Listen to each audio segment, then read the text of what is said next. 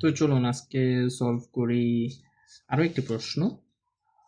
সেটা হচ্ছে হসপিটাল ডাটাবেজে ইজির এই কোশ্চেনটি। এখানে কি বলা হয়েছে, update the patient table. Patient টেবিলকে অবশ্যই এখানে আপডেট করতে হবে, এখানে সিলেক্টের কোনো কাজ না। Update the patient table for the allergies column. Allergy কলামে আমাদেরকে আপডেট করতে হবে। কিভাবে? If the patient allergy is null, পেশেন্টের অ্যালার্জি যদি না হয়, then replace it with NKA. I don't know what is the meaning. তো বেসিক্যালি আমাদের কি করতে হবে, পেশেন্ট টেবিলের অ্যালার্জি কলাম আমাদেরকে আপডেট করতে হবে ওইসব রো বা ওইসব সেল যেগুলোর পেশেন্টের অ্যালার্জিটা নাল, মানে তাদের কোনো অ্যালার্জি নেই, সেটাকে NKA দিয়ে ভরাট করে দিতে হবে। তো চলুন এটা সলভ করি।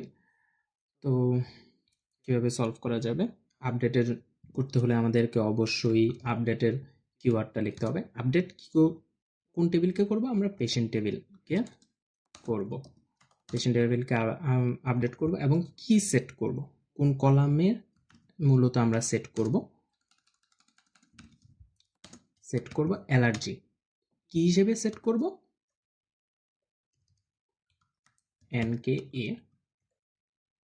এটা তো দিলাম, কিন্তু কোন সেলগুলোকে সে NKA দ্বারা রিপ্লেস করবে সেটার জন্য অবশ্যই আমাদের কন্ডিশন দেখতে হবে, যার জন্য হোয়ার অ্যালার্জি ইজ নাল। সরি, ওকে। তো জন্য রান করে দেখি। সিনট্যাক্স এরর,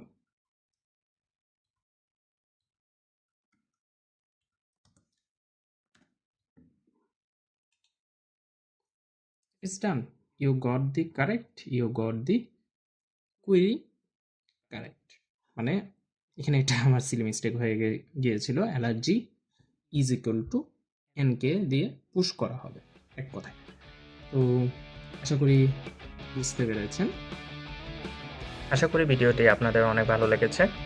দেখা হচ্ছে পরবর্তী ভিডিওতে, হয়তো বা কোনো নতুন প্রবলেমের সলিউশন অথবা নতুন কোনো টপিক নিয়ে। সে পর্যন্ত ভালো থাকুন। আল্লাহ হাফেজ।